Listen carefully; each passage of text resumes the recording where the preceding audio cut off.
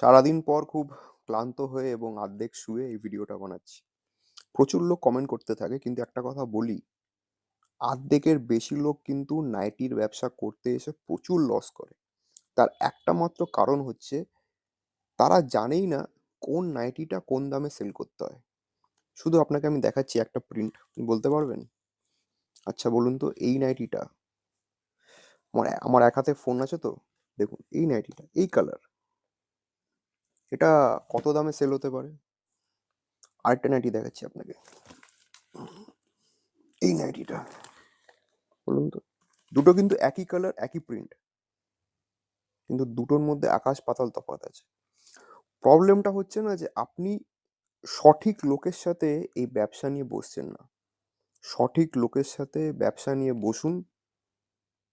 অনেকে এই ব্যবসা করে শুধু বাড়ি গাড়ি না, ইউরোপ আমেরিকা ঘুরে এসছে।